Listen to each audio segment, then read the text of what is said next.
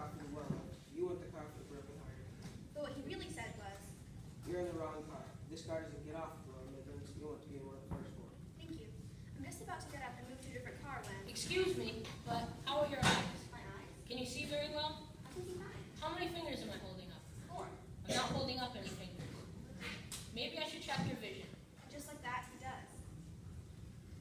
Look up. I Look up. always thought my vision was quite good. Look down. You like an apple? I brought some with me. Me Duncan. You speak Esperanto? Señor Carlos Esperanza? Speak it. I invented it. Could this man be none other than Elo Zamenhof, the inventor of Esperanto, and my instructor's personal hero? None other. Well, this is turning out to be a wonderful trip so far. But I thought you died. To the left, please. To the right. Good. What's your prognosis? My dear, I hate to break it to you, but you're going blind. Blind? No. Tell me, are you suffering from unrequited love? Yes.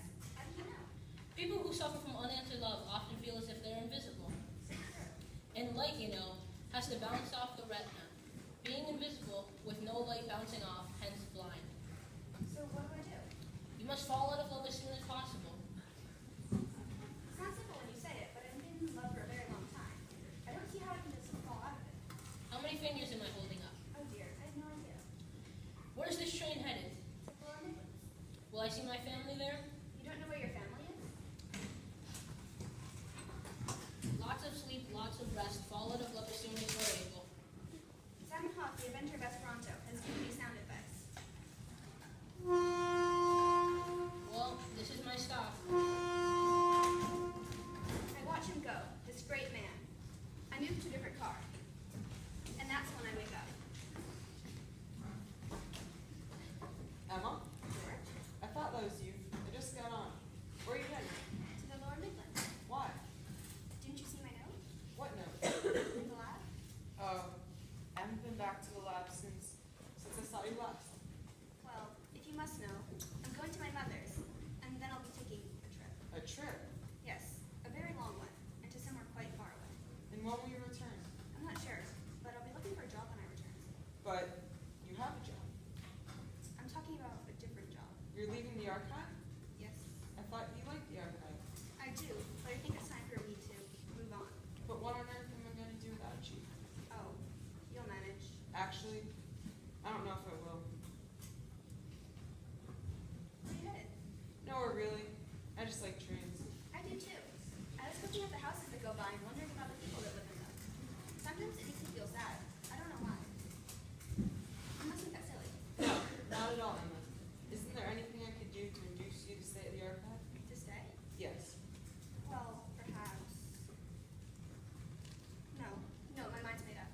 But there must be some reason you're going. I'm not at liberty to say. Well, this is terrible news. It was really more of a one-person operation. I'm sure you'll find without me. No, I won't. I absolutely will not.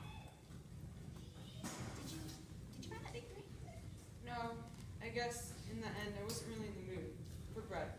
I don't think I'll ever go there. Never? No, I don't think I ever will. And then something happens. My vision clears. Oh, it isn't that I'm falling out of love or anything like that, but it's like I can see George. I can see him as a little boy sitting on the train without his father, without his mother, without anyone else. And I can see how happy that makes him. I don't know how I see all this looking at George, but I do. And you know, I thought I was in love with him before, but no, that was really just a warm-up. This is it. This is love, and it's awful and terrible and really overwhelming. George, Yes? would you really hate it if I quit? Yes, I really would. Well, perhaps I could stay a little while longer. Really? I might. That would be wonderful, Emma. Please, it would mean so much.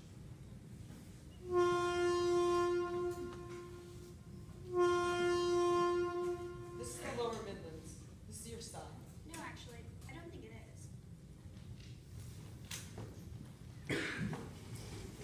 Now, I'm not saying George was motivated out of anything, but well, the desire for things not to change. I mean, it's not like he was in love with me. He was just used to having me around.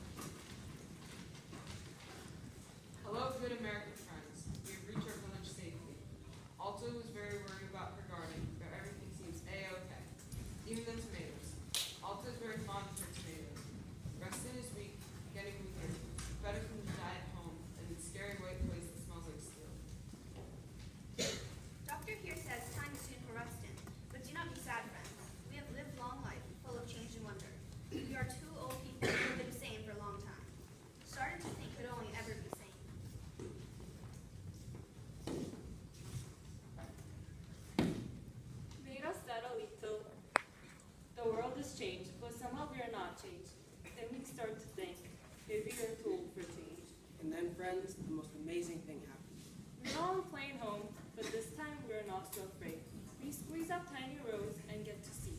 And I say to Alta, Mesula Shumena Star. which means, Here, sweetie heart, you take the window. And I say, you set me beer. no, you. Now time has become very small, too small for everything we need to save each other. It is one long conversation, and it goes on and on and on.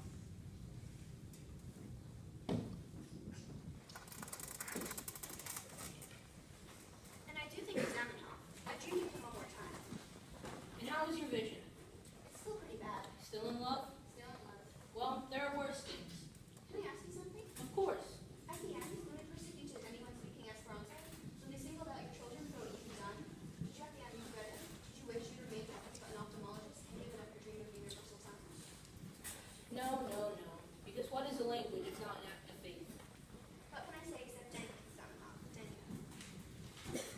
In Greek, parole is Esperanto, Of course. but I speak Esperanto. I know, that's why I learned it. Onete, done parole si kune, Jace. The next appointment is here. Are you ready?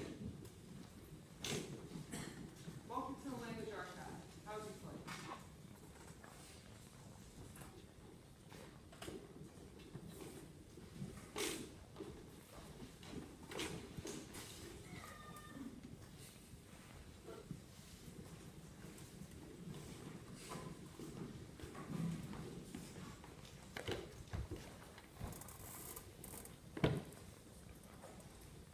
Preston lived a bit longer than anyone thought he would, and he and Alta bicker lovingly until the end of their days.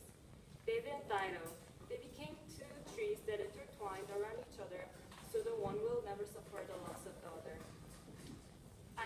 Yes, I know that is some old myth, but this is how I choose to tell, and was it to you if the last speakers of Eloe are now two trees whose leaves whisper to each other all day long. Mary continued to bake at the foot of the bake shop. Mr. Baker never returned. She only received the postcard once from an island off the coast of Crete that accompanied the box of dry grapes.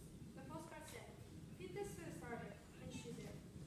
The starter continued to produce marvelous growth. And eventually Mary listened to George's tape. It was the most beautiful recording ever made. All the symphony of voices sang, I love you with all their doom tongues.